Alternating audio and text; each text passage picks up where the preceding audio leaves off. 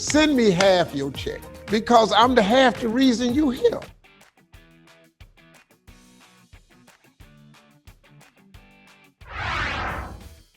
Number 10, Will Ferrell as Alex Trebek. Once you've been impersonated on SNL, you know you've made it. Or at least that's how the late Jeopardy host felt. We've got a real barn burner on our hands. In the lead, we have Kathy Lee Gifford. He shared that barely a Jeopardy taping went by without an audience member asking how he felt about Will Ferrell's impression. Tom Hanks, you managed to give yourself a pretty nasty welt there. Let's see what you wrote. He would always reply that he loved it. In fact, he was such a big fan that he even made a surprise cameo during Ferrell's final show as a series regular. What a ride it has been, from Burt Reynolds to Minnie Driver. But boy, oh boy, oh boy, those celebrities did not know the right answer to any of your questions. Trebek said that the parody was a sign that, quote, you've arrived, since the writers clearly thought that you were popular enough to be instantly recognizable. How do you feel about the Saturday Night Live takeoffs of Jeopardy? I love them. It means you've arrived. Still, he admitted that Ferrell was only his second favorite impressionist, the first being Eugene Levy.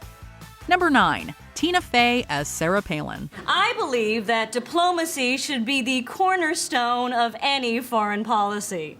And I can see Russia from my house. Apparently, Tina Fey's Sarah Palin imitation was so good that it helped boost the show's ratings.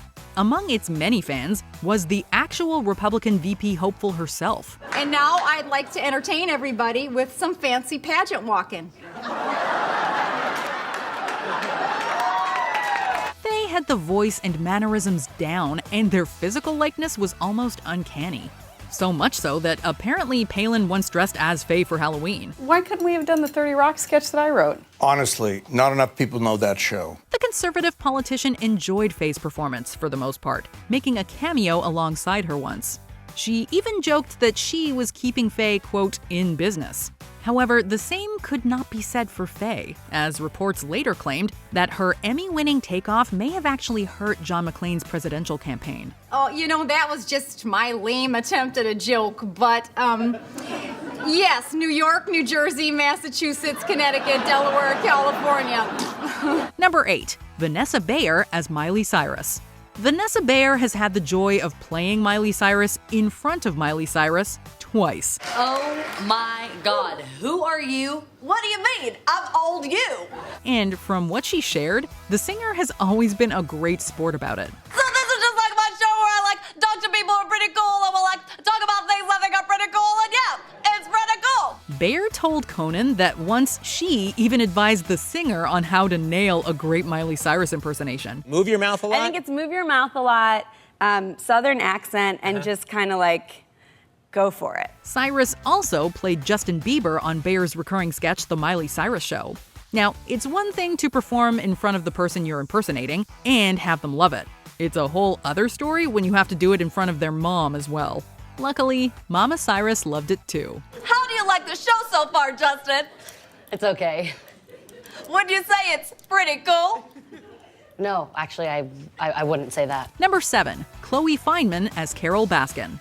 Unlike everyone on our list so far, this big cat activist did not think that imitation was the sincerest form of flattery. Hail, you cool cats and kittens, come bike with me. In fact, her response was incredibly catty. In an appearance on Dennis Quaid's podcast, The Pet Show, she said, quote, I could just slap that woman. Meow. I could just slap that woman. She also didn't appreciate that people had started to request that she imitate Khloe's impression either. And people wanted me to talk like that on the cameos. And I'm like, I have no idea how to talk like that. Luckily, her send-up did find fans in other celebs, including Gwyneth Paltrow, Mandy Moore, Emma Roberts, and more. Riding my bike on the big kitty lake around the kitty cat preserve, and I didn't kill my husband. With Kate McKinnon set to play her in the Joe Exotic series. Let's hope she doesn't bring out her claws again. Number 6, Kenan Thompson as Steve Harvey. The Family Feud host had a generally good-spirited response to Kenan's take on him. You got your daytime show, then you got your radio show, then you got your book signing at Red Lobster. Ooh, yeah, you like it when I'm busy. Big Daddy getting that money. However, he made sure to instill a little fear into the comedian too, to ensure that he stays in line. While he believes there's some room for improvement, he generally finds Thompson quite funny. How do you think his impersonation is, by the way? I want to kick his ass, but it's pretty funny, though. The duo has known each other for quite a long time, and Thompson even played a recurring character on the Steve Harvey Show in the 90s. Ain't no horse gonna steal my ring, Steve. Oh, come on now, player. It's just a stuff. Hold on. Wait, I think I just saw that thing move. So he's definitely had plenty of time to nail his characteristics and quirks. Overall, there's no bad blood here, and Harvey has definitely taken it all in good humor. We all know that Kenan's career is alive and well because of me. His impression of me. Number 5, Larry David as Bernie Sanders. Keeping it in the family, it seems like these distant cousins inherited a similar sense of humor from their shared ancestors. You coughed into your hand. Don't shake it after a cough. No, I didn't. Shake my hand. Oh, no. You specifically coughed into your hand. I saw it. The senator was fond of David's takeoff, even joking that he should appear at his next rally. In terms of Larry David, I think we're going to put him up on the stage at our next rally. Let him do it rather than me. He does it better than I do, so. Of course, it was brought up on many occasions throughout his campaign trail, and the presidential hopeful was happy enough to play along. Are you doing your Larry David right now? I am Larry David. We've seen him exchange banter with the comedian on The Today Show, as well as display his own Larry David imitation too. David was worried about Sanders becoming president because he wasn't sure he wanted to keep up the gig for 4 years. It'll be great for the country, terrible for me.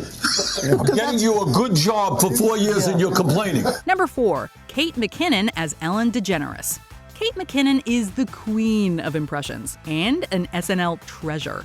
Among her very impressive arsenal of characters is a hilariously spot-on, if at times over-exaggerated impersonation of the talk show host. When I was there, I saw a Great Dane. I also saw a so-so Dane. I'm just kidding, they were both great. I'm Ellen. Kate shared with Ellen that she studied her 2003 stand-up show Ellen DeGeneres Here and Now to perfect the character. And well, she certainly did her homework. Got some copies of my book. It comes in a little teeny tiny one. Teeny tiny one. Like a little baby goat. Considering that Ellen has invited her to do the impression on her talk show on multiple occasions, no less, we think it's fair to assume that she's a fan. And it's the way that you say R that really sunk in. Some people say R, but you say R. In fact, she responded with, quote, "I didn't like it. I'm just kidding. I'm Ellen." I'm vegan. I'm just kidding. I'm Ellen. Number 3, Kate McKinnon as Ruth Bader Ginsburg. Another unforgettable impression from Kate McKinnon was that of larger-than-life and highly accomplished Supreme Court Justice Ruth Bader Ginsburg.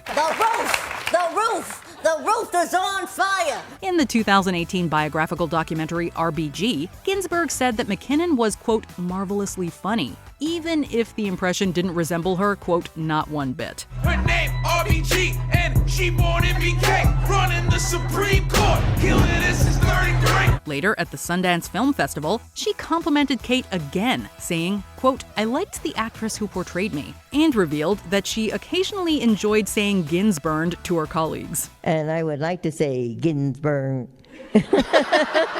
sometimes to my colleagues. The pair even had a chance meeting while watching a production of Fiddler on the Roof. When she sadly passed away in 2020, Kate and SNL gave RBG a fitting and incredibly touching send-off. Number 2, Brad Pitt as Dr. Anthony Fauci. How many people get to choose who plays them on SNL? Ben Stiller, Brad Pitt. Which one?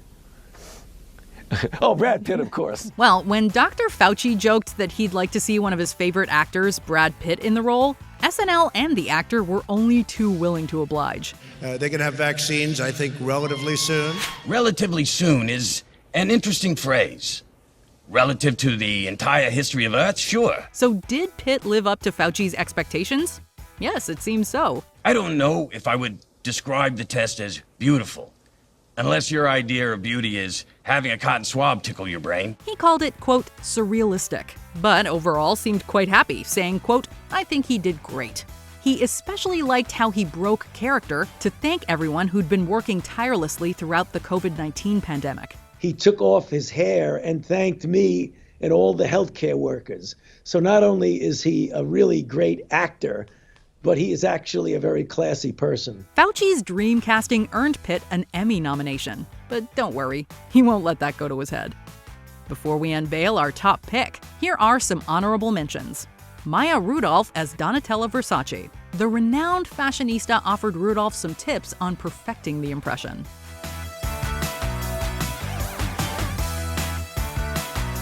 Ariana Grande as Jennifer Lawrence. She loved it.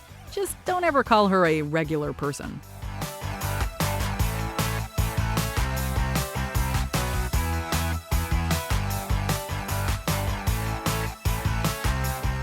Kenan Thompson as Neil deGrasse Tyson. He didn't love it, but he appreciated that it got people talking about science.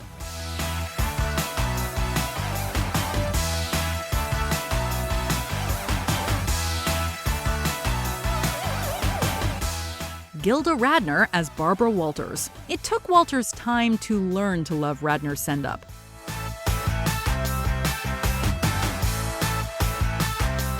Number 1. Dana Carvey as George H.W. Bush.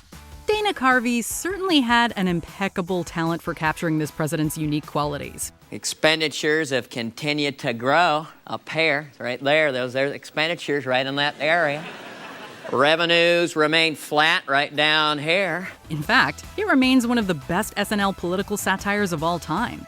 And it seems like his #1 fan might have been the man himself. Now, to get the nomination, you successfully cozied up to the religious right. Got cozy over there. I saw you. After losing the election in 1992, President Bush invited the comedian to help raise staff morale over Christmas. To start out with Mr. Rogers, it's a beautiful day in the neighborhood. Then you add a little John Wayne. Here we go. Let's go over the ridge. You put them together. You got George Herbert Walker Bush. He told his staffers just how much Dana Carvey had made him laugh over the years. He said, "I hope I've never crossed the line." And I knew exactly what he meant. And as far as I'm concerned, he never has. And the fact that we can laugh at each other is a very fundamental thing. This also marked the beginning of their friendship, which continued up until Bush's death in 2018. It just goes to show how impactful a good sense of humor can be.